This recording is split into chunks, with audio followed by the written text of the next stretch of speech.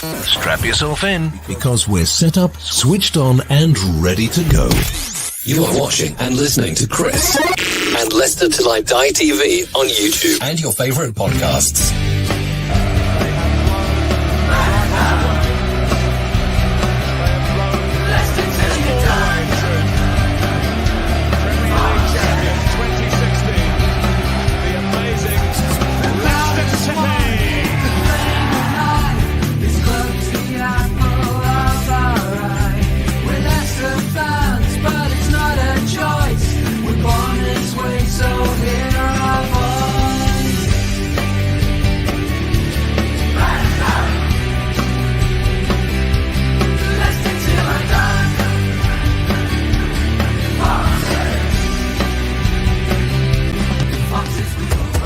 Leicester Till I Die TV, your first choice for everything Leicester City. Tune in and join in now. And now, here's your host.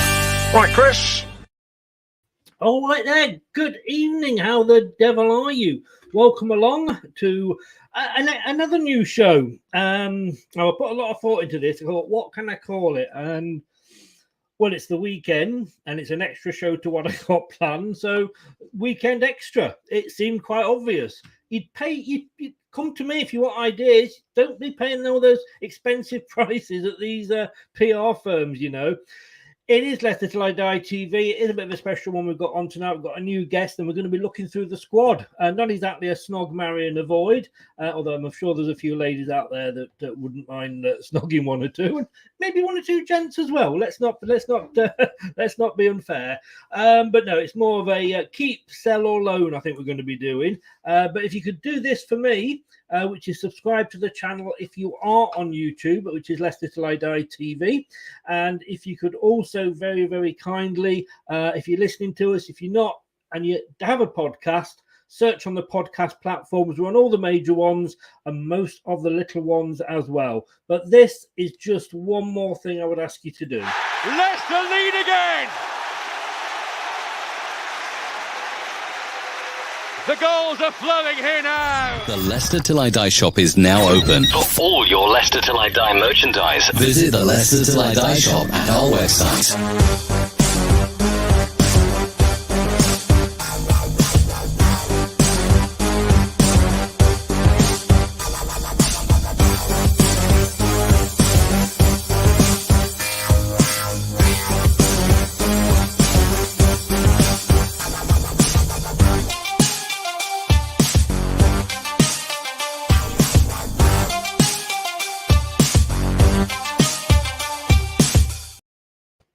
Indeed, please support the channels that support our channel. You can find, if you want, an intro or an outro video like the one you've just seen, $6. That is just £4.95, and it's back within, well, usually about 10-15 minutes. Go to introchamp.com. And if you want 5% off any Leicester Till I Die wear, why would you, obviously, is the question, but you can get 5% discount at all the W's, leicestertillidie.com/shop. You get 10% discount if you go to Faithful Grips. I always think it sounds a bit rude, that. It's not an Ann Summers subsidiary. It is a place to go for all your accessory needs, whether that's buttons, controllers, leads, whatever. 10% discount if you quote the code which is in the description below on YouTube, and 3retro.com for all your retro shirts, be they international or team. And there is a selection of Leicester shirts on the site. Doug, good evening. What are you doing on here, Doug? You got married yesterday. Now, I'm sorry, are you not otherwise engaged? Or is this foreplay for you and the missus? But welcome along, and I hope it went very well. It looked to by the pictures, and so good luck, well done to yourself and Rebecca there. Genius, Chris, genius name. And hello to Avadant as well. Thanks for coming in. I tell you what, Doug, no wonder Rebecca's always walking around with a smile on the face. Saw those photographs of you from the wedding. My God, have you got big feet?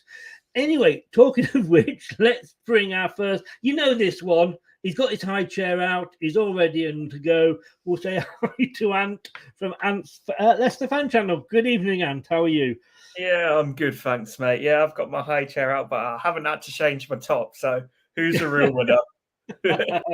Well, see, when you get to a certain age, you perspire maybe a bit more than you actually I do have to change.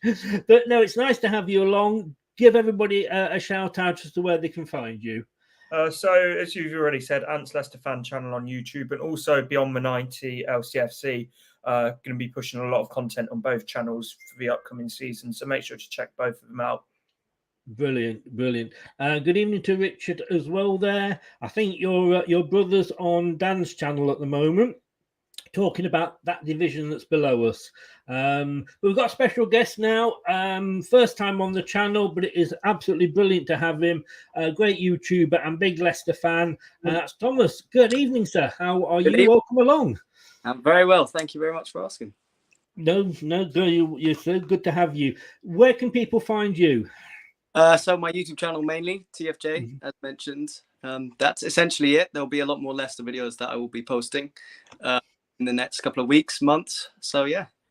Well, I don't think there'll be transfer videos at this rate, will they? We've got to sign somebody first. But welcome along. Now, Thomas's link isn't in the description below, but I will add it in at the end of the show. Ants is already in there. I think it's just in there permanently, Ants, But I know you contacted us, Thomas, and you wanted to sort of go through the team, the squad, and have a chat about them all. Is that right? Definitely, that's bang on. Yeah. But we're going to start. I'm doing it now to get it out of the way because, yeah. We're going to talk about the manager. We're going to talk about Brendan Rodgers. He's been with us now. This is the third season, and I know you're not his biggest fan. You are going to give him a little bit longer. You said though. What have you got against Brendan? Sit back. 10 minutes, Thomas. Yeah, sit back, mate. Go get a cup of tea. No, I've got nothing against Brendan Rodgers, and I think I want to look at this, and I have done as impartially as possible, like seeing both sides of it. But the biggest flaw for me is the fact that it's the third season, and the issues that have been there for quite a while have not been addressed in terms of set pieces, in terms of conceding goals late on in the game. And these issues that they're not just issues from this season, by the way, they're issues that have been there for quite a while, but this season they've just been amplified up to a whole new level, and they're going nowhere. And like in a third season, you'd expect these to be sort of started to get got rid of, and they're just not at all. They're getting worse and worse, and like as well the injuries, like some of them, like Fofana, you cannot sort of expect to happen. That is complete bad luck. But at the same time, some of them is awful squad management. Like James Justin coming back after 8 months off to then play 3 games in 8 days when you've got Luke Thomas available at left wing as another left back, and then James Justin picking up another muscle injury. It's like absolutely no one's surprised there at all. And I think as well, it's just got a lot of the football's got very flat. It's lost that fizz and it's lost that sort of spark that it had in that first 2 years where we were absolutely brilliant for long periods. And like you look at his track record, but wherever he goes, that third season, he does like the record does drop off massively, and it happened at Swansea, Celtic. You can't really say much about Celtic. It's the Scottish League. He did very well there, and you've got to credit where it's due. And but Liverpool as well, exactly the same thing. And I think he's a brilliant, brilliant coach, and I don't think there's many better coaches than him. But I think he's a brilliant coach, but not a great manager, which is the difference. And like what you look at the way that he's improved players when they come in, like Harvey Barnes has improved massively. James Justin, the list goes on. But then when he's bringing in his own players, and this is on sort of good record that he's gone against the club scouts to sign the likes of Bertrand and Vestergaard.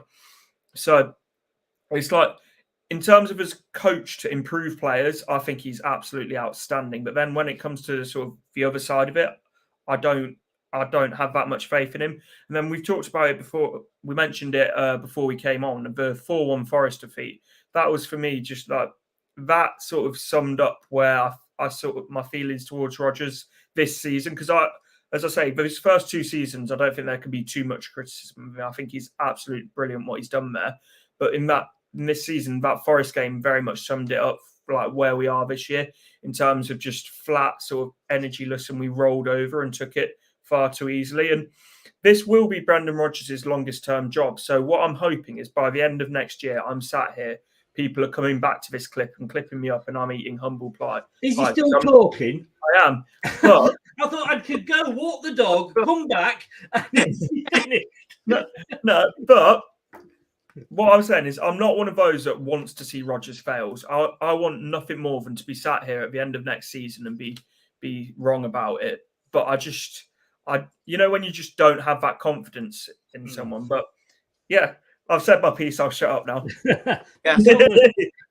I mean, I've heard that before, so I know I didn't miss anything. I mean, last season it wasn't. I mean, he did well in my eyes to actually get us to 8th at the end of the day, just one place off Europe, a European semi-final. Look at the injuries he had. You know, he was playing players that he shouldn't have been playing because he'd got nobody else to come in.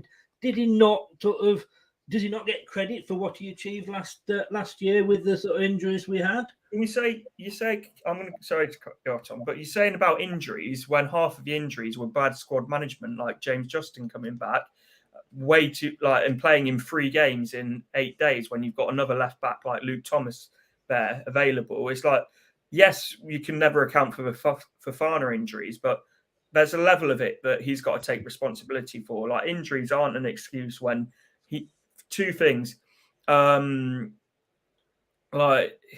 He's accountable for a lot of the injuries, and at the same time, we're not the only team in the league that had injuries. Nobody had as many as us, did they, Thomas? No. I think it's a tricky situation to be in, because everything that you've brought up they've been good points. They have been solid points, but I also think not just for Leicester. If you look at the whole Premier League, it's a cycle of always blaming the manager, and when the manager goes, the issues don't really get fixed. And do you not think that, you know, we've had Brendan in, he's come in with a plan, whether that's a 4, 5, 6 year plan, whatever, to develop the youth. If he goes, we then get another manager coming in. Yeah. He may not like the players that are there. He may not fancy Maddison, or he may think Perez is the best thing since sliced bread, and you're literally just starting again. That's it, because you have to bring a whole new set of ideals and a whole new playing style, and it might not work. I just think it doesn't make any sense to get rid of him now when he's still in that process of developing players further, potentially fitting them into his style of play. I hear that point, but that's the same for any manager coming into a new club. But it would, by that logic, and I don't think Brendan Rodgers should be sat start of the season. I think he deserves the summer to bring in some more players and then go again. But I always find by this logic, then no manager should ever get sacked, because then it's going to have to start again. So, I do think though that if we do bring in another manager, it's got to be another manager who builds on the ideas of what Brendan Rodgers has done.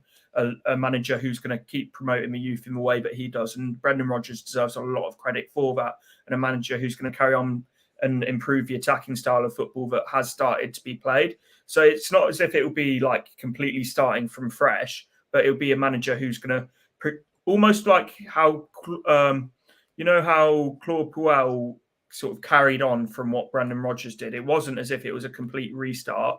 What Brendan Rodgers did? Brendan Rodgers on the brain. Admit it. Yeah. Brendan Rodgers has carried on with what Claude Puel started in terms of the transition of Claude Puel's football. Was very boring, but it was the first time we'd seen a proper possession style of football in terms of starting to see the youth players coming through. So just because a manager does go doesn't mean that you've got to scrap everything that the previous one has done before. You can build on the positives as Brendan Rodgers has done of what Claude Puel did, whilst also sort of getting rid of the 3 CDMs at home, which was like watching paint dry.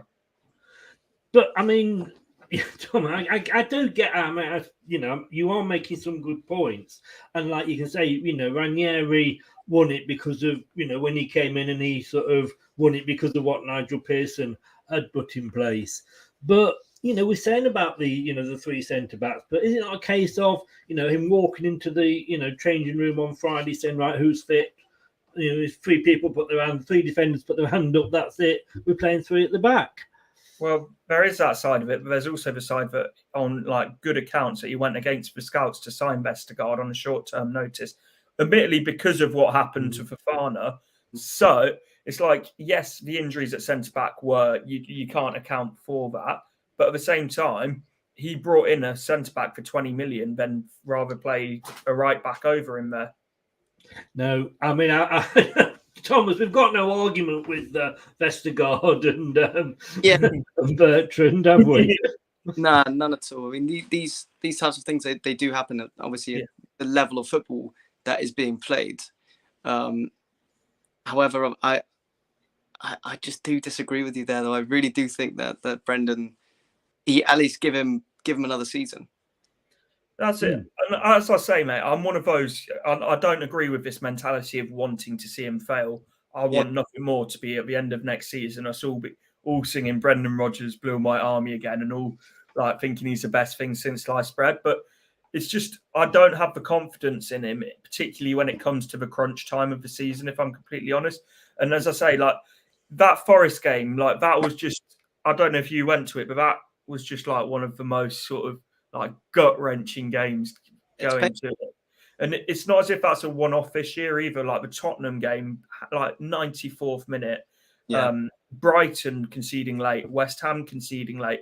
Like when it's a one-off thing, then you can sort of account it to the players. But when it's happening 5, 6, 7 times in the season, I think then that's when it starts to reflect on the manager, not just the players. And again, don't get me wrong, I'm not saying I think Brendan Rodgers is this awful manager at all. I just think for what we're playing him, he's not the caliber that, and I don't think I think he's run his race at Leicester. Would you agree, Thomas? Or I mean, who is there out there that we could replace him with? This is the thing. I'm not too sure who there is out there that could fit that type of Leicester manager type of mold. Because the thing is, last time when we sat Ranieri a few years back, we brought in Claude Puel, and straight away, he was playing very boring football, but not only that, he didn't really fit the Leicester manager type of mold, and I think it would be quite difficult not only to find a manager that would be able to revitalize the team and revitalize the squad, but also someone who fits that persona of a Leicester manager. I mean, sorry, carry on. I was going to say, I see this point a lot, and I do sort of get it. But at the same time, if we're keeping someone just because people backing him just because they don't know who else is available, then I do think that's sort of like clutching at straws in a sense. But I do get the point. But it's like you look across Europe, like Nelson Verissimo, I think is his name, the Benfica manager. Like there are managers out there. I talk about Portuguese football quite a bit because a lot of my family live in Portugal, which is why I always refer to it. But it's like Ruben Almiron as well at Sporting Lisbon. Like these young managers with like the idea, this very similar principles. And we've seen like Bruno Lage from Wolves, who's come across from Portugal as well. There's a lot of good young managers out there that I wouldn't be against us giving some of them a chance. But it's to say, my issue with Brendan Rodgers, and this, I don't blame him for this, and I don't really blame anyone because I understand why he's on it. Is he's on £10 million a year? He should be held accountable to the managers that are on that similar wage and similar salary to him. And I don't mean that in terms of we should be competing with Jurgen Klopp because he's on a similar wage. What I mean is his standards should be held up to a higher point than I saw people saying last year, well, we're staying up, so it's all right. And it's like, if we're paying a manager the high wage with like I think he should be held up to higher standards. But there you go. What you're saying about Klopp was in terms of, think about how long it took for him to build up the now relentless Liverpool side. It took, to be fair though, Klopp, and I don't think it's comparable us to Liverpool. I don't think there's any comparison for a couple of reasons, because we can't spend the finances, but they can in terms of the transfer market. But also, Liverpool were in a European Cup final, within 18 months of Klopp getting here. Getting there. So they're not comparable, because we can't spend like the 200 what they have. We can't offer like the 350 grand a week they've just offered to Salah. I think they're like a footballing institution, and it's almost sort of like it's not comparable with. Yeah. To get somebody of a decent standard that we want, we're going to have to pay the big money, because that's the we want to be dining at the top table. We can't be dining at the top table if we're, if our managers, just come over from Lidl. And you said about Wolves. I mean, Wolves finished below us. They've also got an absolute crap squad, if we're being honest. Well, yeah.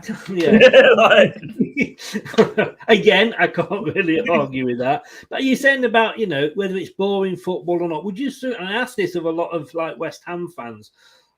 Both of you sort of, I'll ask you first, Thomas. Would you sooner win a game 1-0 and it be boring and we're happy to score on the break, but it gets us into a final or whatever?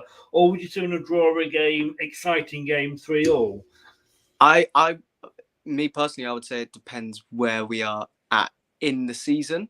If it's the first part of the season, then you would want some exciting football to bring some, oomph to the squad. And I think that later on into a season, or like you're saying, to potentially progress into a final or the further stages, you have to take those 1-0 wins or even a draw to get you through to the next stage of the competition. And yeah, I mean, and same question, but when we had Ranieri, when we won the Premier League, we went on a long run of 1-0 wins. Yeah, I've always said this. I don't care how we win; it can come off the player's arse for all I care. One shot on goal. Like for me, like playing the beautiful football, it is entertaining to watch. And don't get me wrong, I have enjoyed it over at times. But I'd take a 1-0 win every day of the week if like one shot on goal and we got absolutely peppered. But that's just me. Well, before this turns into sort of a Brendan Rodgers show, let me I'll ask one last question and then we will move on to the actual players. I'll stick with you first for this, Anthony. Is Rodgers a victim of his own success? He's had 2 very good seasons when, the argument was we lost out on the Champions League, but at the start of both of those seasons, we'd have bitten your hand off for 5th. He's won an FA Cup. Is he set very high standards, and obviously he struggled this year? Is he a victim of his own success? To an extent, yes, but I think he's also a victim of his own stubbornness. But like, there's no denying those first 2 seasons were brilliant for him. For us, sorry. Like, I do think one of the times, particularly, we should have got Champions League football for the position, but we were in with, like as you say, at the start of the season, we didn't expect to be there for either of them. But I think your expectations change throughout the season, particularly when you're 14 points clear of 5th place. But as you say, he set the bar very high, winning first FA Cup, absolutely brilliant. But I don't think, and you can correct me if you think I'm wrong here, I don't think there'll be the frustration around Brendan Rodgers this year if he hadn't been so stubborn with the set pieces, with the adamant of playing the same system when we were losing players, but putting like round pegs in square holes, and almost that stubbornness to change anything. And then I think he's also added a lot more pressure on himself with this rebuild talk, which, as you say, Chris, it probably was a political answer to try and G up the players, but it hasn't been interpreted that way by the majority of the fan base. No. So I think that's backfired on him. So there is the element of, yes, that he is a victim of his own success, but at the same time, as we mentioned earlier, if you want to dine at the top table, you can't have success a couple of years ago and then live off that success. It's got to be you've got to keep delivering it, because football is a results-based business, and you can't keep going, well, look what I did a couple of years ago. Unless you're a Man United manager. Thomas, I mean, the same question, you know, is he a victim of his own success? But we had 2 years, and a bit like when we won the Premier League, as much as we won the Premier League and the table doesn't lie, etc., you know, Tottenham imploded at the end. Arsenal were just having a typical Arsenal sort of season. Man United were still trying to sort themselves out under Louis van Gaal. You know, Liverpool were struggling. They were still trying to rebuild. And Manchester City sacked the manager with about 6 games to go, which is never, I don't think, a very good thing to do. So last 2 seasons, Arsenal haven't been at the races. Tottenham haven't. They've both come back this season. Yet Manchester United have imploded. So did that make us maybe seem to have a better couple of seasons than we perhaps actually did? I mean, I think they're in a sense kind of yes, because look, actually wait, let me rephrase that. And I think that particular season when we won the title, there obviously a lot of the clubs at the time were in that rebuild type phase, and they weren't really performing to the extent that they could have been performing. However, during the whole season, there are a lot of games to be played, and it doesn't necessarily mean that is the main reason as to why we won the league. We still had to go through game by game and keep that kind of energy through. It really depends on the individual, the other clubs as well. But I think you can focus on your own squad and take it there. Yeah. Well, let's leave Brendan Rodgers there. Didn't think we were going to survive him for quite that long, but I guess really deep down I did. Connor, good evening. How are you? Welcome along. And words and pictures. How the devil are you? West Ham fan there. I know when you wanted to come on here, Thomas, you wanted to talk about the players and the squad. Definitely.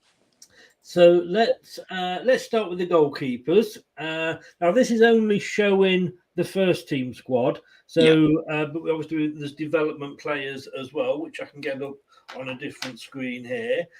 We've got 4 goalkeepers. Talking to goalkeepers in the development squad, we could almost have a team of them. Thoughts on Schmeichel then? Let's start off with you. The highest of respect for him. I think he always gets kind of looked down upon because of who his father was. But in terms of Leicester, he's been such a loyal and important player in the past couple of years, ever since he joined. Who's going to replace him in a few years' time? I don't think there's going to be any clubs willing to take him on as he gets towards the end of his career. So I think he will be at the club until he retires. I think he's got 1 year left on his contract.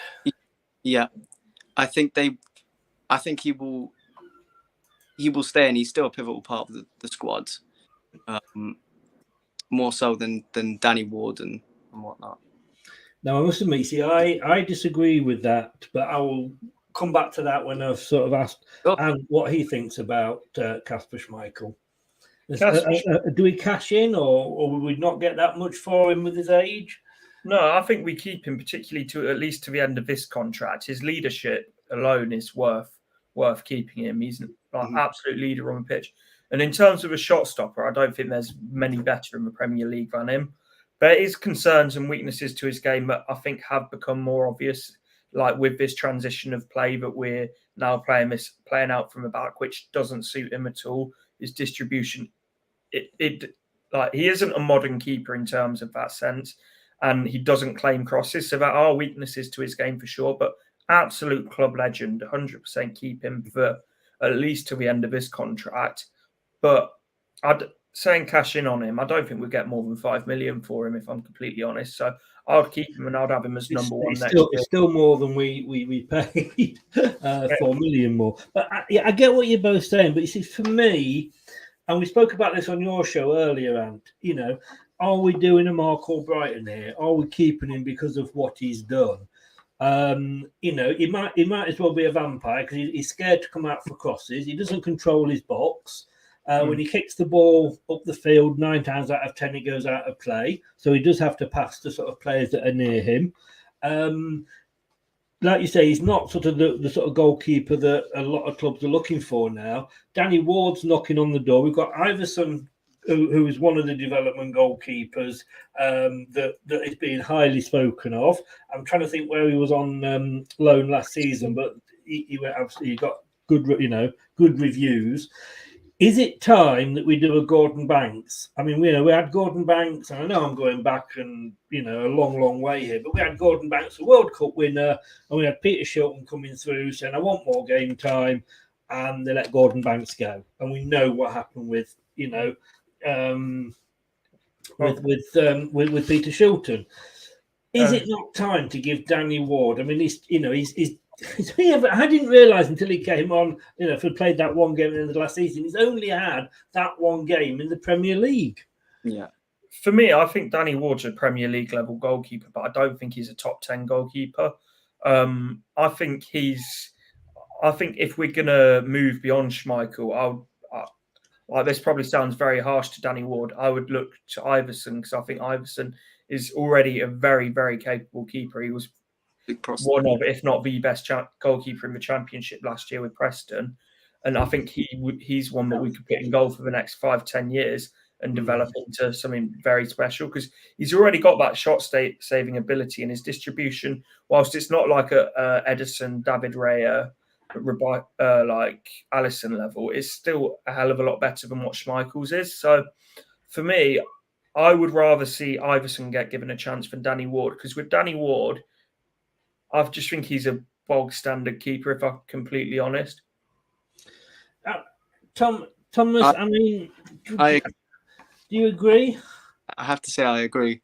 I mean, to be fair, Danny Ward as well, he is getting reasonably old. He's getting towards the end of his career, I think. And if we were to get rid of Kasper eventually and sell him on, we would need a new up-and-coming keeper that was just building its way through the ranks. Yeah, but I see, my thoughts are, like I say, you said about Schmeichel being a leader. Don't get me, I 100% agree with that. But no way should he be a captain. How can he control and have any input into something that's happening up at the other end of the pitch? He can't. Goalkeepers should never be captains. But a goalkeeper pitch, that's the thing. They can see the whole pitch and they know what's going on there. That's part of the game. But how does he, he's got to run all the way up the pitch if he wants to get involved. I mean, technically speaking, there's only the captain should be speaking to the referee. We know it doesn't happen that way, but he's then got to run all the way back. He's knackered by the time he gets back to his goal. I'm exaggerating, of course. The thing is, I agree with your point of I'm not a huge fan of goalkeepers as captain, but if you've got enough leaders across the team, like if Schmeichel's shouting something out to Johnny Evans, then that message can be passed out throughout the team. It doesn't mean necessarily that a message has to come from Schmeichel to Vardy. Like, just as an example, because Vardy will be the furthest player up the pitch normally. Like if Schmeichel's got a message that he can get up to Vardy, then he can shout it, and then someone in the midfield can carry on the message. It's not as if... Well, apparently, and I only just found this out too, Johnny Evans is our vice captain. Yeah. But do you guys not think that? Yeah, I'm all for Iverson. We've got some good goalkeepers, in the development squad. But do you not think that one season for Danny Ward to take that role on? We've seen, he's good with penalties like Kasper is. He's an international goalkeeper, albeit with Wales. Give him that season. Bring Iverson through for the cup games, the FA Cup and the League Cup. Give Danny Ward the Premier League games, and then maybe at the end of next season we could move Danny Ward on and bring Iverson through with another guy from. And I can, what I'm like for pronouncing names. Stoitek or something? Is it in the? Is that the American lad? No, I think that's Chichoro Odunze, isn't it? Who? The American is Chichoro Odunze. Yeah, no, I just wanted you to say that name again. I'm gonna hate you sometimes. But no, I can't. Oh, Brad Young. Yes, he's English. He's the goalkeeper. No, the one I'm thinking of is Stolacek. He's Polish. He's supposed to be not a bad goalkeeper. But that way we're sort of progressing it on. And there was so much wrong. How often did we not see Casper come out at corners? And I know there's man marking, it wasn't working, but how often did he control that 6-yard box? Weren't there some stat that, like in the Watford game in Danny Ward came out and caught more crosses than Schmeichel had all season? Probably, quite possibly, you know. But and it's not as if we got peppered against Watford, is it? If we're being completely honest. Apart from our opening 15 minutes where we should have been 3 down. This is what we like about football. We all have opinions. Yeah. And I just happen to be right because it's my channel. No. I'm only joking. But no, that's what I would do. I just think, you know, sometimes, don't get me wrong, I love Schmeichel. Maybe give him a coaching role. I don't know. But I just think it is time. It is time to move on. But let's go into the defence now. James Justin.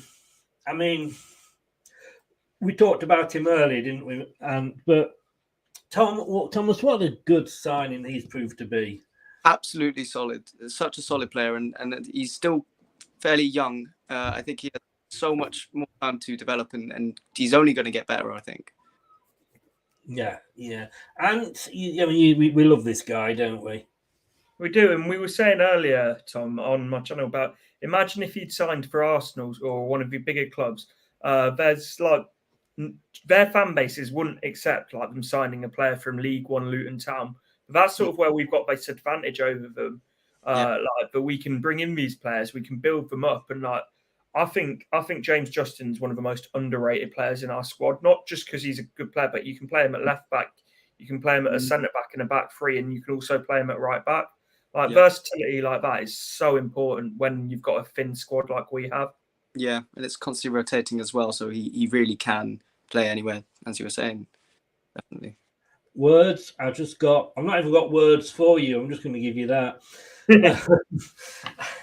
I mean, he was played for England, Tom. I mean, I think he was a bit out of his depth. I mean, he did unfortunately get injured, but I think, you know, he wasn't probably quite ready. But nice to see him progress, and he is a Rodgers type player that can play, you know, like say in more than one position. Exactly. Definitely one that we need to keep on and keep bringing him through the system. Yeah. I find it funny, Ant, that whenever we sign a good player, all the fans of these big clubs go, "Oh, we were after him. We were interested in him," but they will not go, like you said, with Justin and Arsenal. How many times did I hear that about Fofana?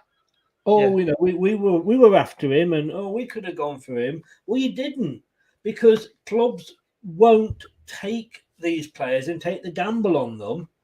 And the sooner us go or a team like us go and buy it, and I'm quite happy to do that if we then sell him on for 90 million or whatever.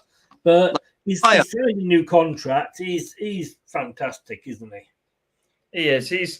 He's that modern centre back, and when I say a modern centre back, someone that reads the game, someone who's also brilliant on the ball, very, very athletic, and also that recovery pace. I think that tackle against, was it PSV away, where I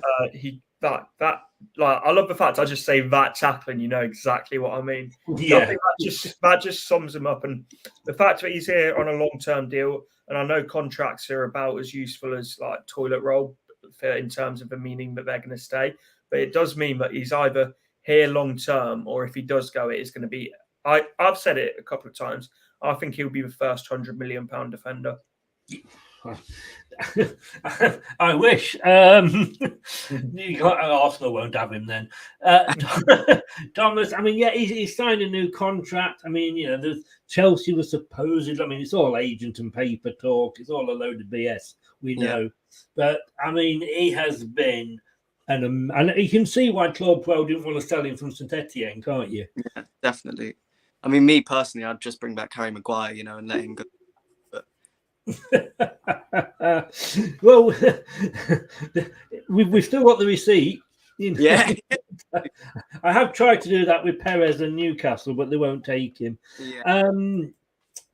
I mean, with Fofana, I mean, like you say, he has signed the long-term contract. It doesn't mean an awful lot, but the fact that he's committed himself to the club, that shows something, doesn't it? I mean, you know, he stuck with us, and I was when he came back that first game, and he came back and he scored. He actually went up to I always get these two mixed up. Colo Torre is our coach, isn't he? Yeah. Yeah. Colo, and he went up and he was hugging him. So, you know, maybe he has a lot more to do with these things than we think. But, I mean, he just to sign the new contract like that I think was a commitment to the club. Yeah, I think for sure. And it's like, I think there was a lot of excitement around when he signed the contract. I think James Justin signed one a couple of weeks before him, hadn't he? Or a couple of weeks after. Ricardo Pereira, and then there's all this talk of this rebuild. It sounded so positive. And I'll leave it there. But it can be about, can it not, Thomas, the players you keep as much as the players you sell? Yeah, definitely. I mean, we have to hold on to these players that are making the obvious impact in the game. And again, like you're saying about the players we sold, like selling Harry Maguire for, what was it, 80 mil, something like that? Yeah. That would be an absolute wonderful transfer. Yes. However, I didn't know until I think it was Rob Tanner from the Athletic that we have on hand that said about that he signed that contract so that, you know, we would get some money. But talking about defenders leaving, Soyuncu, we got him in. We didn't really see much of him that first season, but Maguire was just playing absolutely brilliantly. So he had that season to settle in, because not all foreign players settle in straight away. I mean, we're going to talk about Samari in a bit, but Fofana was one of those exceptions. He just took to it straight away. It'd been like he'd been playing here since he was 7. But Soyuncu had that year to sort of bed in while, you know, Maguire played his last season. He came in, and, you know, we all know the song. I'm not going to sing it on air, A, because I can't sing, and B, because, like you said earlier, I don't want to lose my monetization. But is it, you know, he had a bad Euros, but then the whole Turkish side did again. Is it time for him to move on, do you think, Ant? I think for him, he wants to move on as well. There's been no end of reports saying that he wants to move on. He's in the last year of his contract now. And like of the last game of the season, he stood in front of the cop for a good 2-3 minutes after everyone else applauding the fans. So I think he wants to move on. And I think he's still a very good centre-back. I just think the confidence has been completely knocked out of him at Leicester. And I think he's one of those that a new start and a new scenery will do him a world of good. So but at the same time, I think this year, as you mentioned, he's had a bad season, but he's also had a different centre-back partner almost every week. So you've got to sort of I don't want to say it's an excuse, because I think at this stage, he came through as a young centre-back, but now he should be maturing into sort of a more established, more of a capable centre-back where he doesn't need someone to hold his hand for a game. But unfortunately, he does need Johnny Evans to hold his hand for a game. So, whilst he hasn't had the best of season and there are mitigating circumstances, for me, I think it's just one of those where it's best for both parties. We get a fee for him. He moves on to another club. We bring in another centre-back, and all the best for him. And I'm going to miss his song. Please don't sing it. I've heard you sing. No, is it Inter Milan that's interested in him? I think Inter Milan have been linked the strongest. I think Atletico is another one that have been linked, but that's proper vague links, but probably from an account from some bloke in his mum's basement. Thomas, I mean, is that why do you think his head's been turned? Because it's like the likes of Inter Milan? You know, if Getafe had come in for him, would he be as keen to leave? Yeah, probably not. I think United or someone would have come in for him. He probably would have definitely definitely not be as keen to leave the club. But I really hope that he stays on. I mean, I get what you were saying, but I think that he is still a really good defender, and I think he is solid when he does have the time on that pitch. But he has been quite unlucky with the injuries and everything going on. It's just a case of whether or not there will be one of those big clubs actually do go through and offer him that contract. I don't think it will be too. It won't have that big of an impact if he does leave, because we do have some strong replacements for him. But I would want him to stay. I would. Yeah, I think with Soyuncu, I think he was very much playing, and this was another thing I got off Rob, that players have this red danger zone. That once they get, say, a twinge or a slight injury, they're in this red danger zone, which is when you normally would say drop them, give them a bit of a rest, allow it to recover before it got any worse. The problem was that because of the amount of injuries that we had, that he was playing quite often when he shouldn't have been. But I hear that point, but to be fair, some of his worst performances of the season came very early on in the season, the West Ham away, and so it's not. I do understand what you mean by that completely, but he just right from the start of the season, it just wasn't good. It has been a bad. It carried on from the Euros, didn't it? Really. Was it the Euros that they were useless in. Moving on. Now I don't know what to say about this guy. I thought, probably showing what I know so little about football, I thought, Thomas, that this was going to be possibly the signing of the summer for us. I thought he's got a couple of years left in him. He's experienced. We'd let Christian Fuchs go, and he's still playing along in America, etc. And yet here, I thought he had quite a good pre-season. Got injured. We've never seen him. I mean, I think he's got to be offloaded, hasn't he? I think so. I think he does. To be honest, it's a shame because, as you're saying, he really did have a lot of potential of being a massive impact and a big part of the team. But I just think there are other players out there that we should be investing in. The thing is, there's quite a few cheap left backs available that we've gone after in the past. Like Tagliafico is available for 6 million now. Grimaldo is available for like 8 million. But the problem is, like, it's still well and good saying we want Bertrand to go. If I was Bertrand, I wouldn't go anywhere. He's not going to get 70 grand a week anywhere else. Like that's our problem. We've paid some fairly average footballers big wages who aren't going to want to move anywhere else because they're not going to get that money elsewhere. So, like, the ideal situation is he moves on, but I don't see it, if I'm completely honest. I can't argue with that because on the thing here with all the wages on, it says unknown, which is difficult when they're getting to do it. But yeah, like you say, it's all very well us saying we want them to move on, but they don't want to move on, and nobody's going to come in for him probably. Like you say, look at Jubokovic. What money was he on for sitting on the bench for? It felt like 10 seasons. Johnny Evans. To me, this guy would be the captain. We said this earlier, and that he's got the experience. Obviously, he's been there, seen it, got the T-shirt, as they say. But he's of an age now where he won't necessarily get any more injuries than he would normally. But when he gets them, and we'll be saying this about another player later on as well, but when he gets the injuries, it takes him a hell of a lot longer to recover. It does, and then by the time he's recovered, then he needs those 1 or 2 games to find his way back up to speed. This is why it's so important that we bring in another centre-back this summer. I love Johnny Evans, and I think he's one of the best bits of business we've done in recent years. £3 million from West Brom, one of the most underrated centre-backs in the league. But we can't just be reliant on him. We need another centre-back to come in. Would you agree, Tom?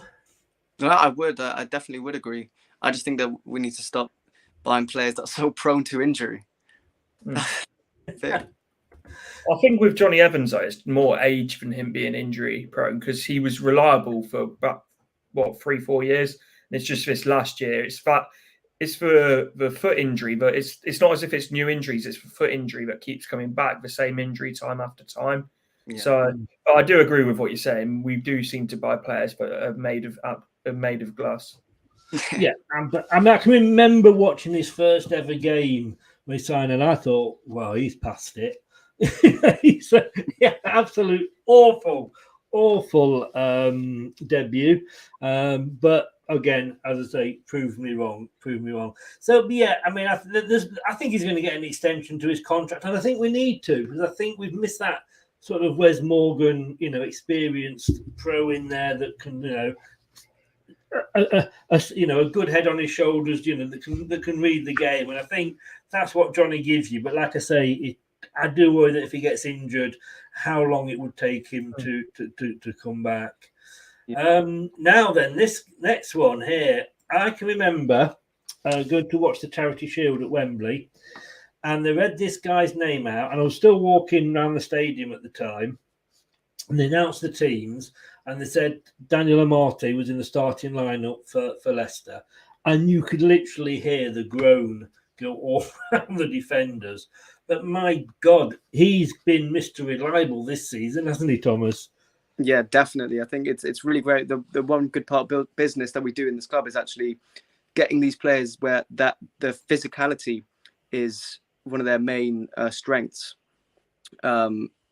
Absolute solid player, absolutely solid. It's kind of similar type of player to Wilfred Ndidi, which is a brilliant piece of business, I think, getting him into the squad. I mean, he's still not that old, is he?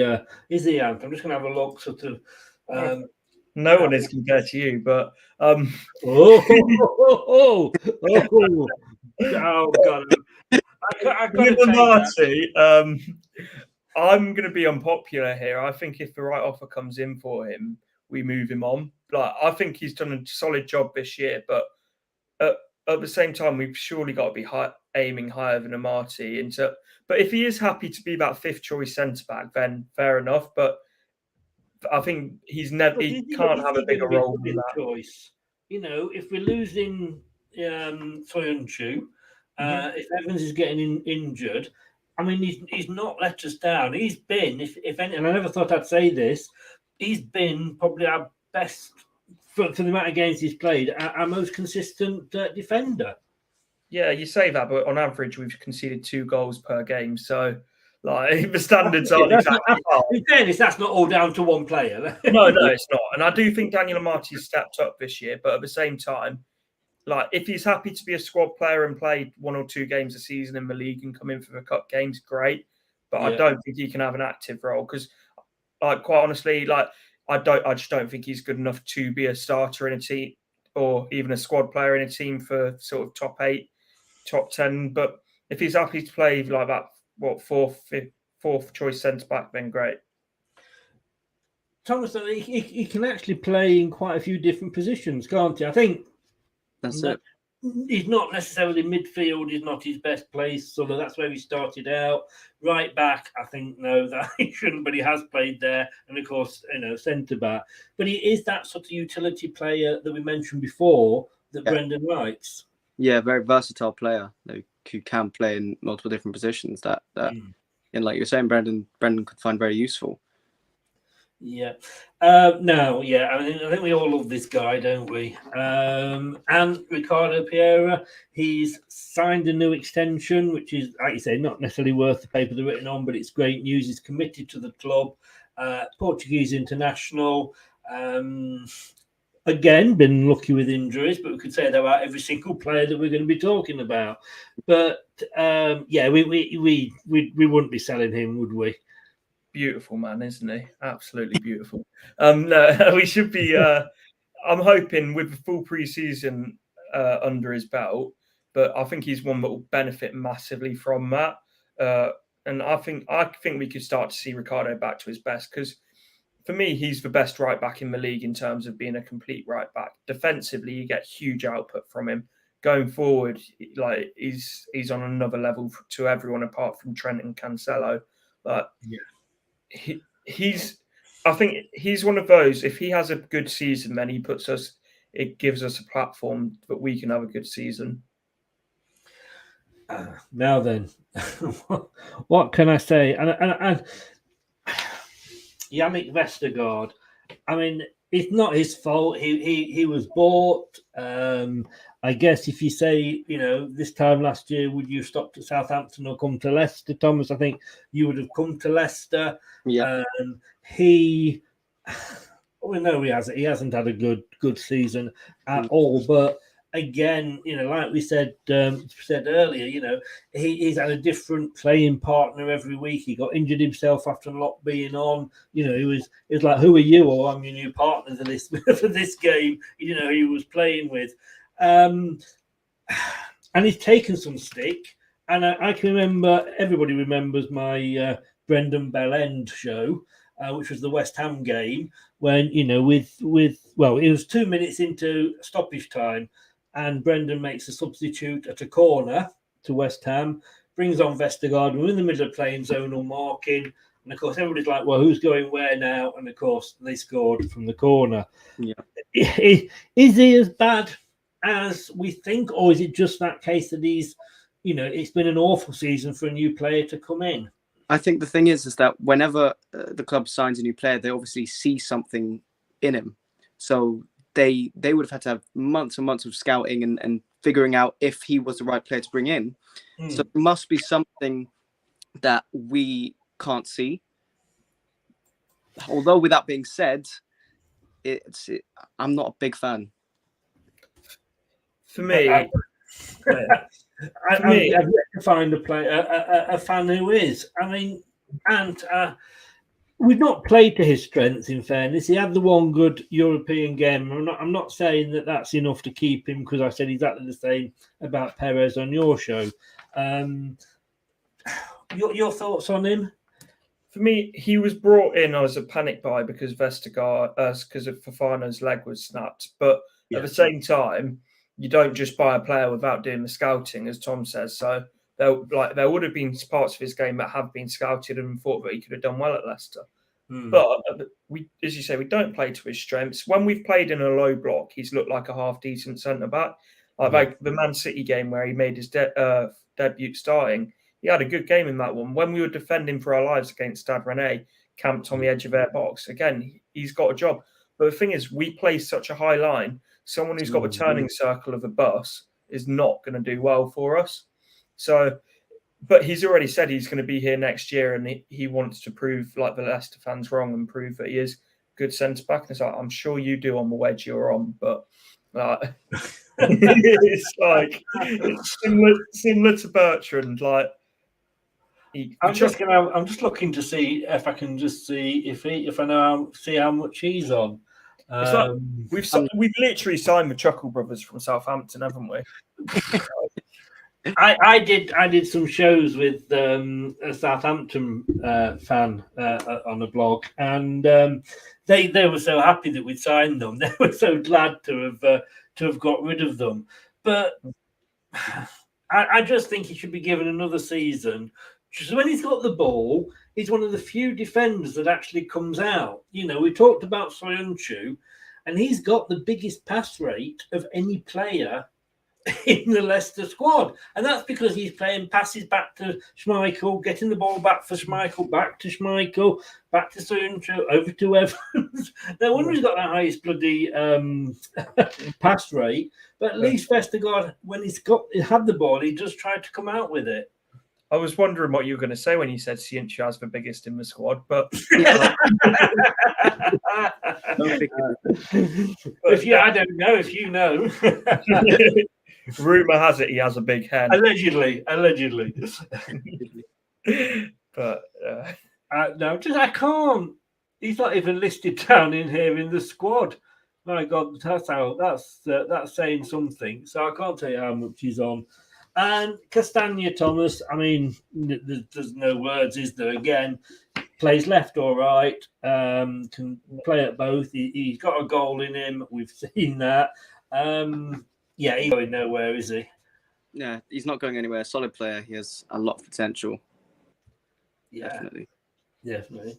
And one of our better signings. I love Castagna, class player, and he makes Chilwell look. I'm not gonna get your demonetized.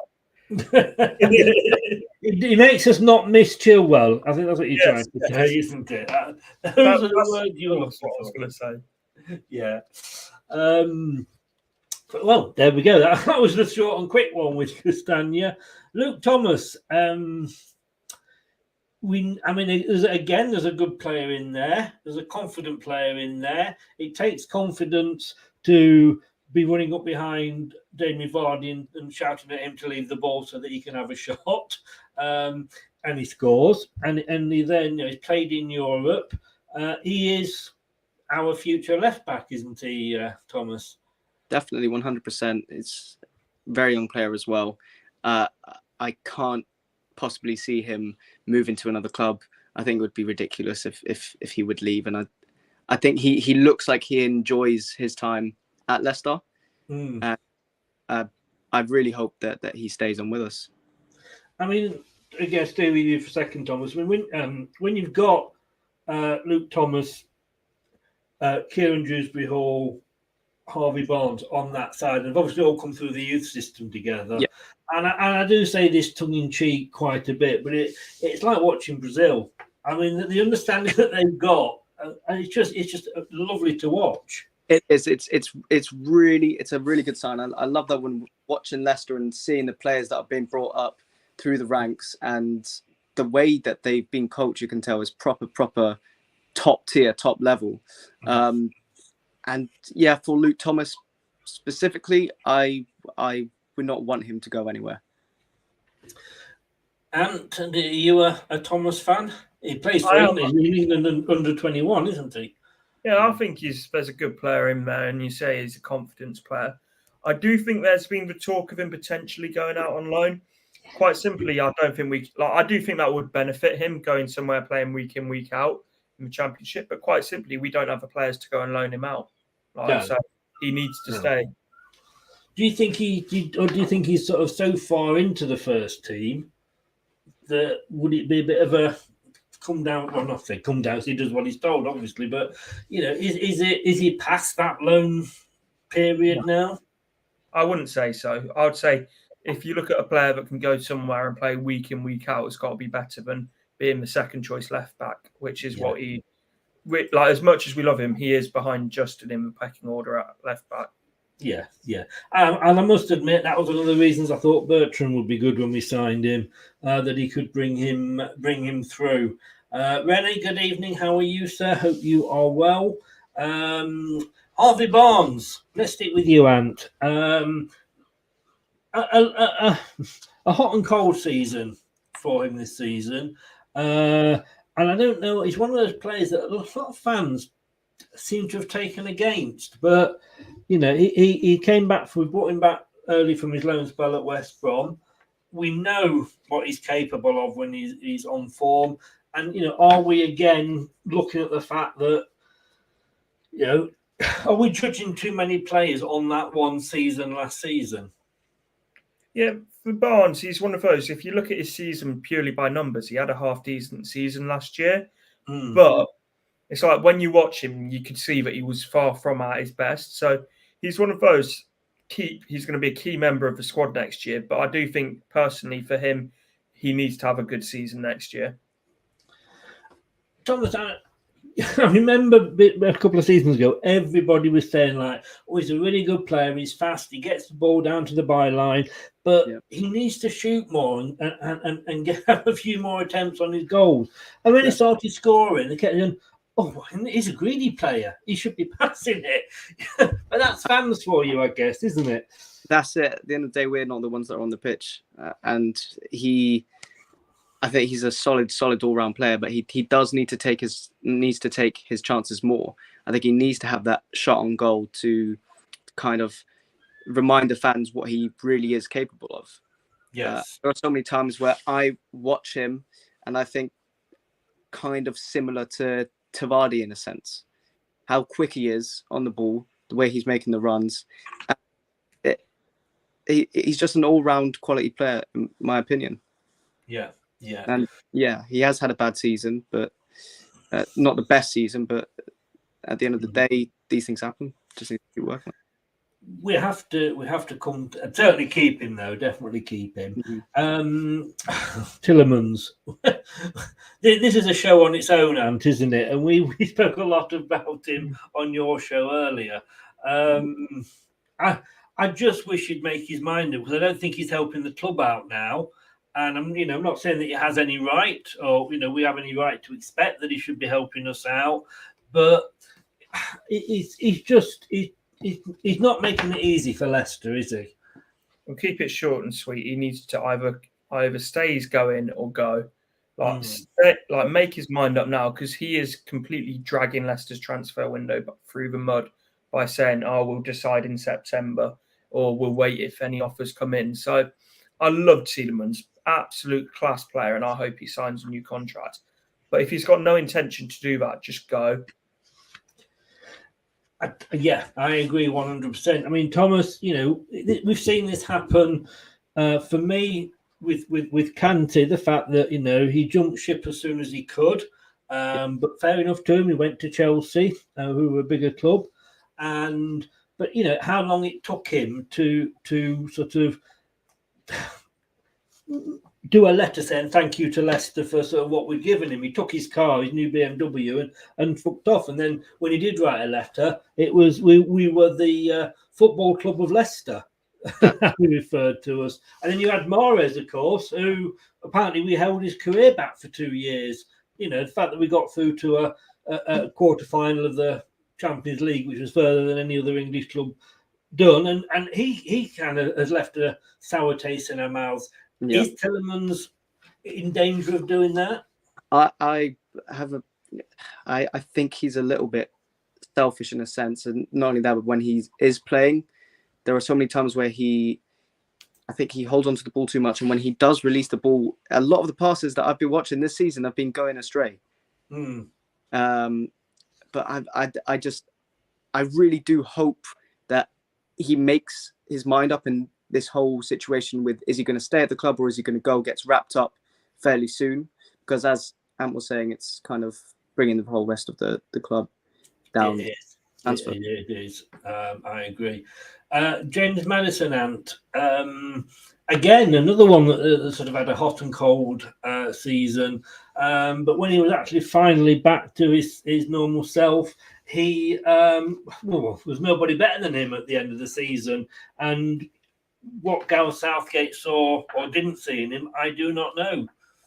I think you're being a bit unfair to him there, saying a bit of a hot and cold season. Barring the first month of the season, he's been absolutely brilliant since. But when he came back from his injury, he wasn't. It took him a while to settle in. That was that first month, wasn't it? But he was injured and didn't really settle. But he's just a class player. Yes. Like, he is absolute levels above Mason Mount. I don't know what Mason Mount is doing to Gareth Southgate, and I hate to think to get him in the England squad. But don't say it. Don't say it. But I think he's matured a lot. Like since he's had his son, he's matured a lot, and I think it's benefited us massively. Yeah. I was going to say that actually, Thomas. I mean, he has matured. He's a game changer, isn't he? He is a game changer, I think. And not only that, but Leicester playing through and through. I don't really see him fitting that well at any other club. I think he's such a solid player for us. And just very, very exciting to see him play. Yeah. Let's cover the next two together because I think these are two players, and we spoke about Mark Albrighton earlier on your show, and you've got to love him. He wears his heart on his sleeve. He gives it all for Leicester, but giving his all, it does not always make it a good game for him. I think you were thinking it was time for Mark Albrighton maybe to move on. And is it the same for Hamza? I mean, what I don't get with Hamza is that I liked I didn't like him. I preferred Mendy over him. I've got to be honest with you. He always had a red card in him. He seemed to get that out of his system. And he played against Liverpool in defence. Rodgers completely licking his arse and saying how good he was, etc., etc. And then we never saw him again. Yeah, Brendan Rodgers, man management. But with all Brighton, I don't think we should get rid of him. I just don't think he should have anywhere near as much of an active role as he's had in the squad this year. But I think that's partly down to injuries. But to have him as a bit part player who you can sort of rely on to play 4 or 5 positions in games, like it's not ideal that you have to start him, but almost like James Milner type player. But like he's been around the block, he's the ultimate professional, but he shouldn't be a starter. No. And then with Hamza Chowdhury, like I don't know how he's still here. He seems to be linked to a club every transfer window and still ends up. If you were linked to a team that Steve Bruce was managing, would you want to go? Mate, very true, but like, I rest my case. I just don't see like a lot of Leicester fans love him. I get that he's got the passion and all of that, but as a footballer, I just don't think I think he's very average, to put it nicely. Maybe Thomas. I mean, maybe I just had those couple of good games, which maybe elevated him up a little bit. Bruce was interested in him at Newcastle with Hamza. He's now after him at sort of from West Brom. We are, we've got Ndidi, we've got Mendy. He's probably, for me, he's probably third choice, to be honest with you. And like Ant said with Albrighton, he's not a starter. I think he only played as much as he did the season before last because Under was so poor. We didn't have that problem this season, but I wouldn't be surprised if they both left. Yeah, I mean, I personally think that Albrighton doesn't get the respect that he deserves in of how far he's brought the club. And every single time I see him play, he's always giving it 110%. This is again just my opinion, but I'm right behind Albrighton. Again, it's the whole thing though of at what point does he leave the club? At what point? But due to the fact that obviously it's he isn't a starter in most cases, and I still have to say that him and Hamza I quite like him as well. I think he's a good player. I think he's solid. There we go, point proven. Yeah. Turf Moorhouse. Or is that Turf Mole House? I'm not sure which. Dan, how the devil are you? Welcome along. Yes, this is the Premier content I was telling you about. One day you may be back. One day you'll fly away. Where I've got to ask, where did you put Burnley? Because he did a show on this great channel, Turf Moorhouse TV. Any championship content, get over there. Sorry, Dan, I can't resist it. But where he's just done a program where he was putting obviously all the teams in order. Where did you put Burnley?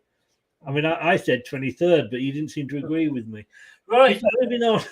To be fair, we might get Dan on a Premier League channel when Nathan Collins moves to Leicester, so he might be back on Premier League. This is very true. Yes. Sooner than he was hoping, but not for the reasons that he was hoping. But he might be back, or we might put you in the cup. That's what I do. When we sign a player from a club, I like to get a fan on from that club to tell us what he's like. So yeah, and keep your fingers crossed that we buy him. And well, Kieran Dewsbury, what the hell can we say? Build the squad around him. He's going to be a core player for us for the next few years. Don't think there's much more to say, really. No, amazing season, Thomas. He's got his goal. He's a local lad. He wants to play for Leicester. He's delighted to sign a new contract. And again, we've got to look at this and going, we haven't signed anybody, but we're tying these good players down. Yeah, exactly. I think it's so important that we keep him in the squad and keep him getting the game time that he deserves. Now then, Mendy. Again, we touched on this earlier in your show, Ant. I like him. And he's not Ndidi. The problem with Ndidi for me is he's a great shot blocker. Well, there's both. Let's talk about Ndidi as well, because the two of them are there. Ndidi is obviously he's probably the best at what he does in the Premier League. But for me, his distribution isn't necessarily brilliant. I think Mendy's distribution is better. But it's, he wanted to leave in the summer quite rightly because he was left out of all the squads. He's the only player there that won a trophy last year, apart from the Community Shield when he won the AFCON. Indeed, obviously, we want to keep him as long as we can. But if he's happy to be a squad player, would you keep Mendy? No, I do. I see a lot of praise for Mendy, and I just do not understand it. I think he is, like saying bang average. I think that's being nice because defensively, he's a defensive midfielder who doesn't win tackles. And defensively, like is defense, like as I say, can't defend. Like yes, he passes a ball nicely and transitions the ball nicely, but he's defensively so suspect. He doesn't follow the passes. He doesn't follow the runners, and he's not physical enough to win many of his duels. So for me, the biggest sign is look at and as we say, Ndidi is a very high bar. But the drop-off from when Ndidi plays to Mendy is huge. And for me, get rid of him. I don't get the hype train around him. I really don't. Thomas, your thoughts on those two? I completely agree with what you're saying. I think that Mendy is massively overrated. I don't think he's done enough to make me stand back and take a look at him and think, wow, he's a proper solid player that we're gonna really benefit from. Ndidi, absolutely solid, but I don't really think Mendy's anything that special, and I'd be too sad to see him go elsewhere, to be honest. Do we need either him or Hamza as a backup to Ndidi? Because they're obviously the two options that we usually go to. We need if we're seriously going to be competing for Europe, we need to get a better backup. If I'm all the teams around us that are competing for Europe have got a couple of decent players per position. For us, we need and this has been a position that we've needed to strengthen for a while. The drop off from Ndidi to Chowdhury is huge. Chowdhury there's a reason that he's been linked to Middlesbrough and West Brom, because that's his level. So if that's our backup, then we're not serious about pushing for Europe. It's a fair point. And I've just got to say this to Dan, that, when as a kid, you went to a sweet shop and you looked at the window and you could see all the sweets, but you couldn't have it because it was shut. It was Sunday. It wasn't open. That must be like Dan is now, looking at these players, wishing. And that's all he can do is wish.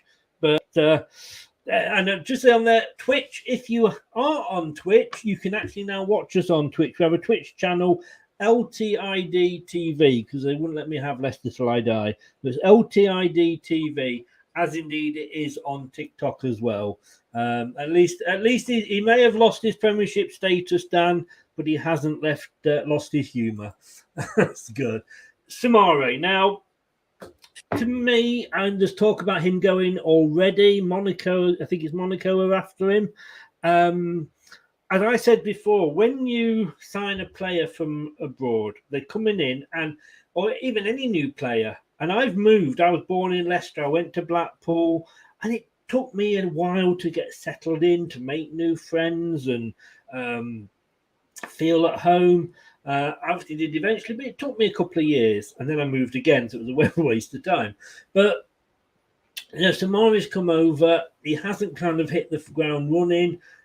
We know that Fofana did, but I mean, that can tend to be the exception. Again, I think there's a good player in there, but the rumours are that he's been asked to do things by Brendan that he hasn't done in his gameplay.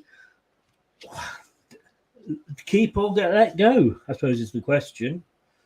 I would like to see him stay, because I think there is a half decent player in there, and we've seen it at moments like the Liverpool game where he played very well. The Community Shield, he played well. And it's like, to write a player off after one season, he must be doing something seriously wrong in training.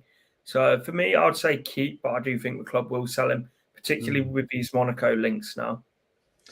I mean, Thomas, we don't see training every day. This is obviously why we we get a lot of things wrong.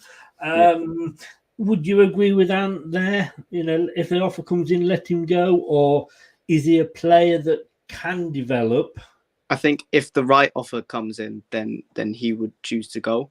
But I also think that he does need maybe some more time to see how he can be involved in the squad. Yes. Yeah.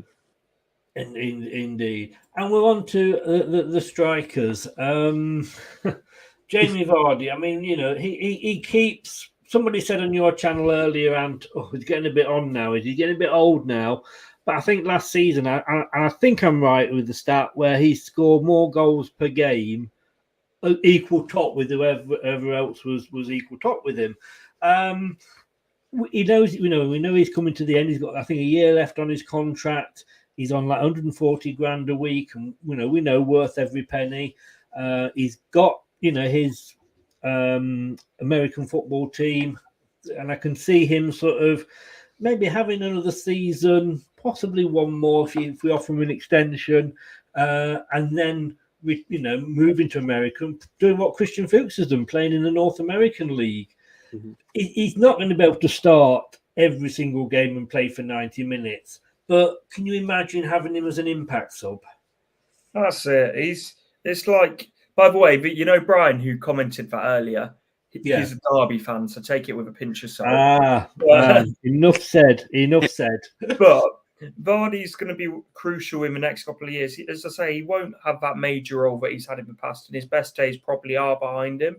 But it's now about passing the torch to Daka, who I've still got high hopes for him, and I think his first season was very good. Daka's. I think a lot of people have been far too critical of the player that we've brought in from the Austrian league, who was never going to be the finished article in the first season. It was always a player that's about the potential, and we've seen that potential on occasions. And throughout the season, said, really. And I think we've seen throughout the season his game has developed. He started running the channels more. He started making those runs in behind that Vardy's making. He's becoming more of that focal point that Vardy is. So give him next season, start becoming the main. I think then he becomes the main man. And I've already put a cheeky little bet on with a mate that I think Daka will be our top scorer next year. Could well be. I mean, can you imagine, Thomas, if you are a defender at Fulham or somewhere like that, and you've been defending against Daka for 70 minutes, and you finally see his number come up and he goes off, you think, thank God for that, because obviously he's not slow, and then you see Vardy coming on for the last 20 minutes. I mean, you'd give up, wouldn't you? You wouldn't want that. Vardy's been such an important player in the past few years, and all the time that he's been at the club. I think that he is coming towards the end of his tenure. I think he's going to retire within the next few years. And like you were saying, impact sub, I think quite possibly could be his role next season. And I would pick Daka over Iheanacho to be the main man up front. I mean, the problem you've got, I suppose, and it's a bit like the Mahrez situation. Whoever you put in that role is forever going to be compared to Vardy, and if he doesn't produce, he's not as good as Vardy. Vardy would have scored that. And it's like with Mahrez, we need another Mahrez.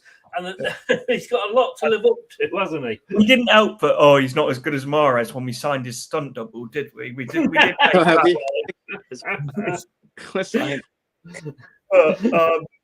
No, I do have faith in Daka. I really do. And there's a reason clubs like Liverpool, Dortmund, and all of these clubs are in for him, because he is a real talent.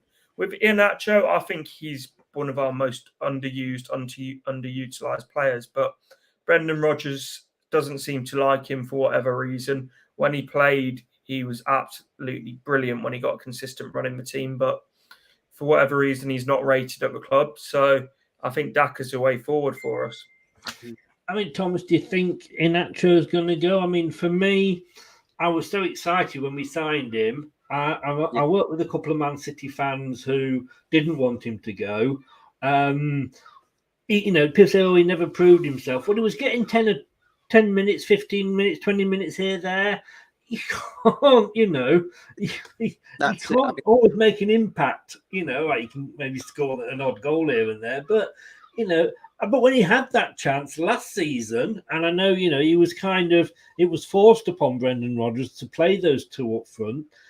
I still say now we would not have finished fifth the season, on that season, and got into the Europa League if it wasn't for Inacho's goals. I think that's exactly it, and it's also a case of what does Iheanacho realistically want from his football? Does he want to, if he wants a chance of winning a major European title, then I don't think Leicester is the right place for him to do so, purely because of the fact that Daka, has come in and he has been used very, very frequently. And you just have to think, if an offer does come through for Kelechi, is he gonna take it or is he not? Because if I was him, I probably would. If he goes, and do we need to buy another striker? No, we need to buy Lookman as that third choice striker, because then Lookman's that ultimate rotation option. Can play on the left, can really push Harvey Barnes, can play down the middle, and then can play on the right. So I don't think we need to buy an out-and-out striker, but we need to buy like a quality player who can sort of cover the front three. Yeah. I mean, we will mention Lookman at the end because he did have a big impact last season, but they say that you save the best till last, but we've probably saved... we've gone totally against that. Perez, now, I was surprised because you actually said on your show, and you're quite a fan of Perez, but I got a comment on that saying on Perez's lawyer, no one's defended Perez like you apart from his lawyers. That comment made me laugh. I can't lie. It's true though. It's true. I mean, I can remember was it the West Ham game, wasn't it, when he got sent off? And I can remember that we tried to query it with the FA, with the disciplinary committee, but they wouldn't extend it for us, which I thought was very unfair of them. But in how many years has he been here? It was Rodgers' first signing. There's a good player in there, I am sure. And again, it's a case of we don't play to his strengths, but we kept saying he needs to play in his right position. He's not a right winger. When he did play in his right position, he was still crap. You say he was crap, but first season for us in the Premier League, he got 8 goals for us and 4 assists whilst playing as a right winger, which, as we've mentioned, isn't his position. And as I said before, I don't think he's the answer. I do think it's best if he moves on. But if we're going to praise one player for working hard off the ball, then it's got to be something that's praised across the squad. Because Perez works as hard as Albrighton, and there's numbers there that back that up of distance travelled, sprints put in, all of that side of it, tackles won, pressures, all of that backs it up. So if you're going to praise Albrighton for working hard, then I don't see how you can't say to a Perez, well, yeah, he might not be the best player in the world, but at least he puts a shift in.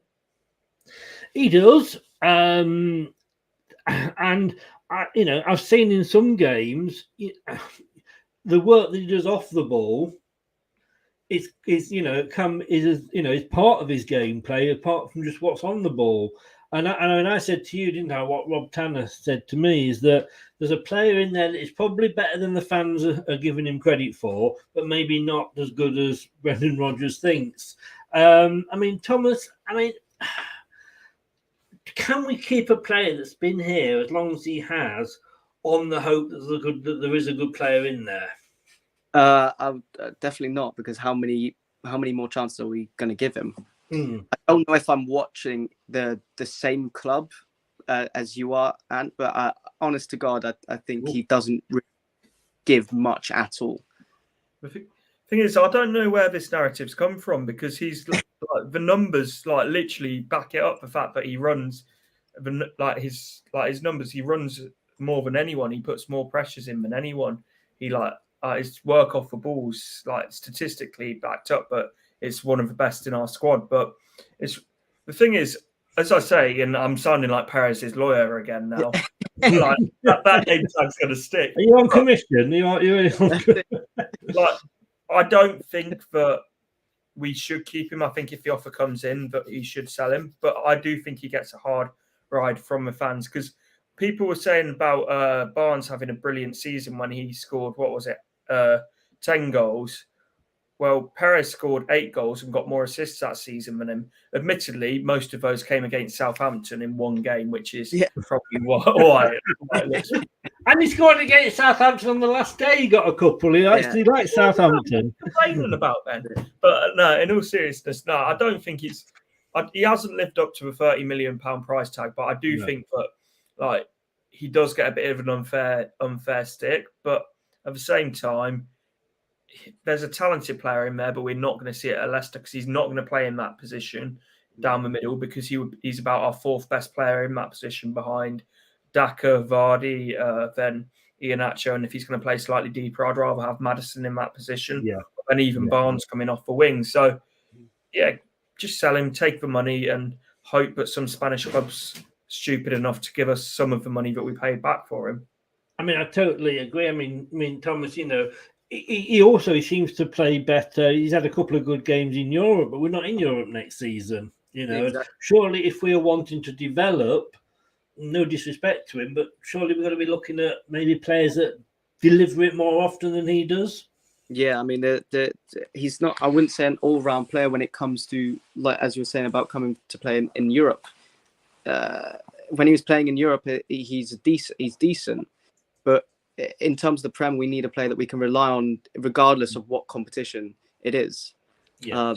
And with that being said, I just don't think he's the right man to take us forward. No. Words and pictures. We're not going to start on Brendan Rodgers again. We started with Brendan Rodgers. It's the first half hour of the programme. We've gone through 26 odd players in an hour, and we spent half an hour on the manager. Lastly, then, before we call it a night, because I did say we'd come back to him. I mean, and why haven't we signed Lookman? I don't know. I'm convinced at this point, this transfer window is just a social experiment to see how much they can annoy Leicester fans. Like, we are not going to get a better squad player, particularly next year. Squad players are so important, because with 5 subs, I've just seen my comment. I mean, I've lost my train of thought there, but Lookman.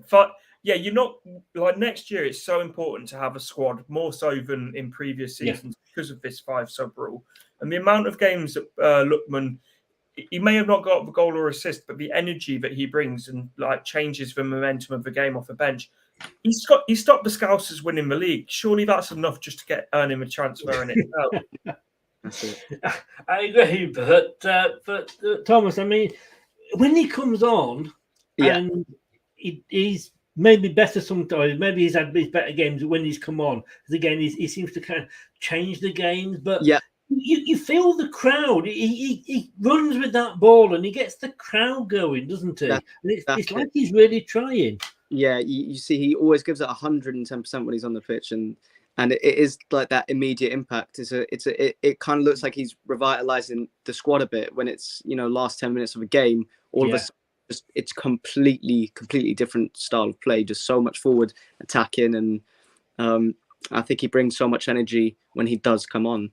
And I mean, and what we said earlier, he can play right, left, centre, and he's 15 million. And when you come to think what we played Southampton 15 million for, it's a no-brainer, is it not? It is, and he's a player. I think if he's signed here on a permanent, I think he kicks on massively, and he could really push Barnes for a starting place on that left-hand side. Because I really think Lookman was. I think he was treated slightly different last year because he was a loan player, so he was never going to properly dislodge Barnes.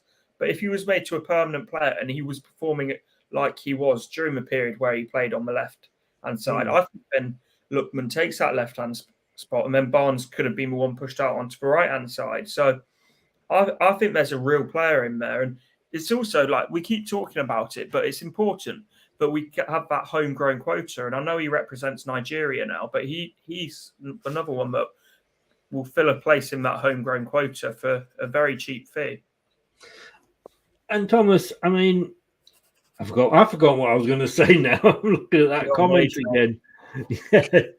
That was what I was going to say. Is the thing is though that's surprising. There's he's now a free agent, and nobody else seems to be coming in for him. No, I think I don't know what's going on in terms of why we're not just nailing him down and just getting him signed on to the club for a long-term contract. Because I think that if we don't get this deal done, I think eventually someone else will come and grab him. That is my worry, to be honest with you. And finally, I know I said that was finally, but very quickly, the pair of you, Christian Eriksen. We're not going to get him, are we? Sign him up.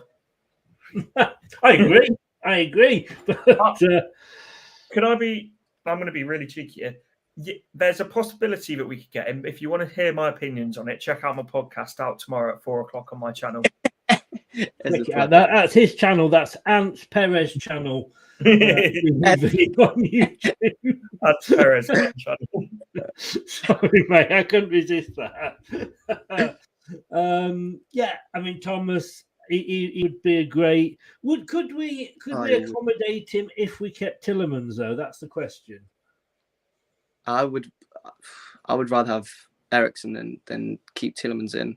To be honest with you, you just need to think about the fact that Eriksen coming into Brentford after the horrible case that happened to him in the Euros, to come back into the Premier League and have that big of an impact, it's so impressive.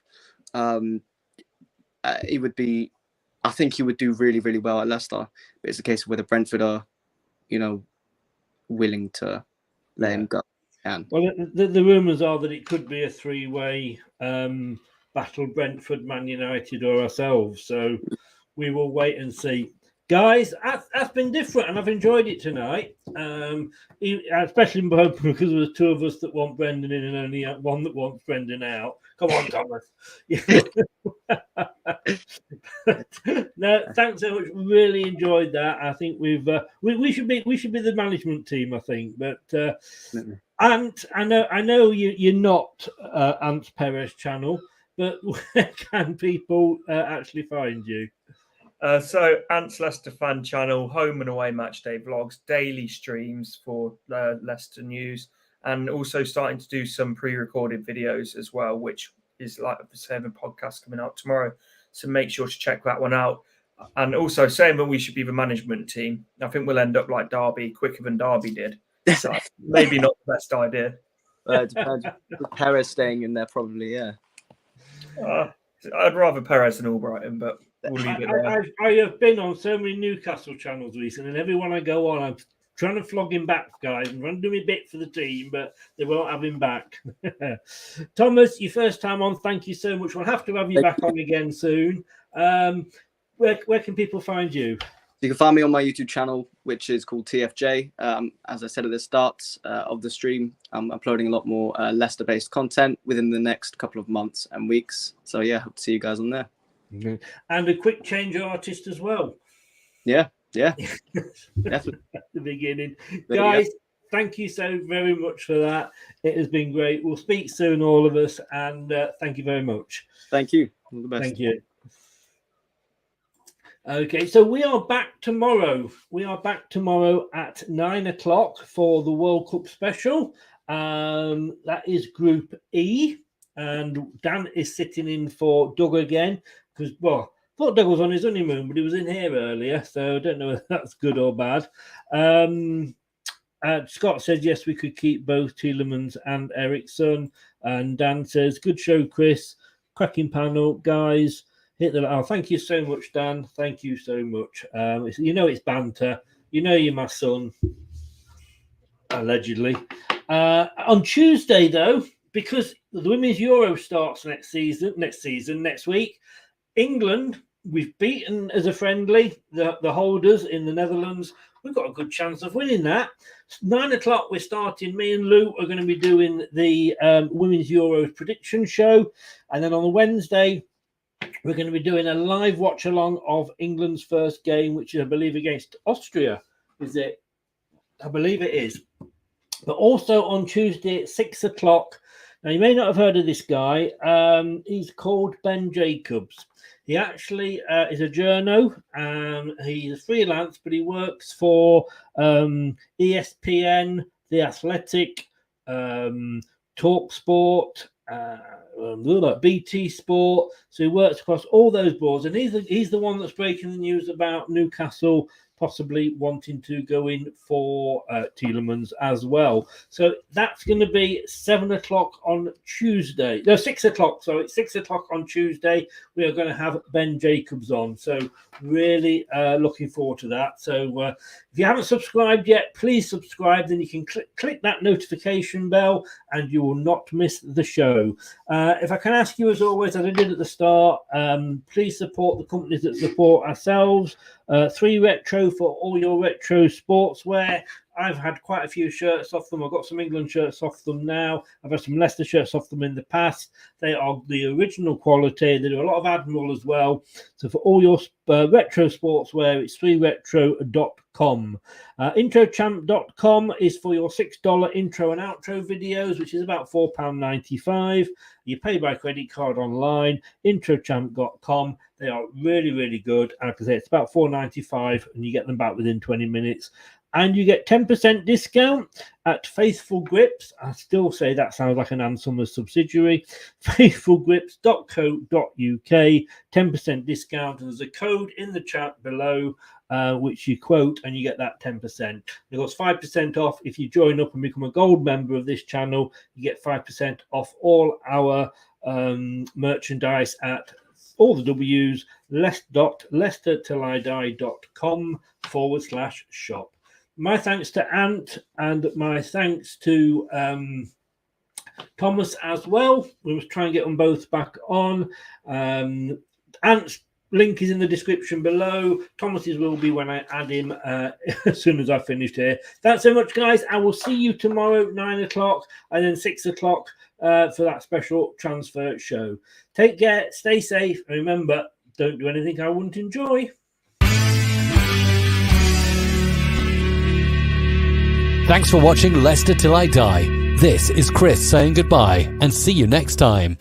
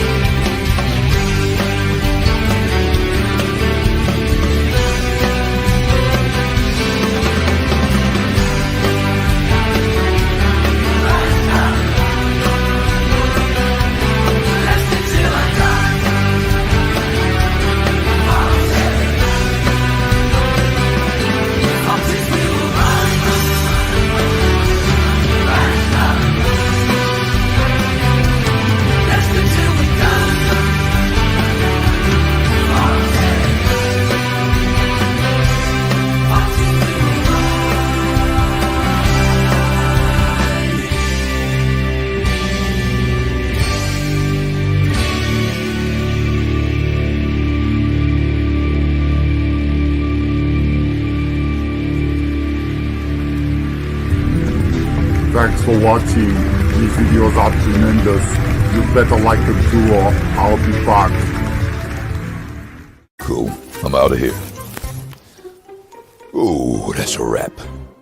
Some people are on the pitch. They think it's all over. It is now.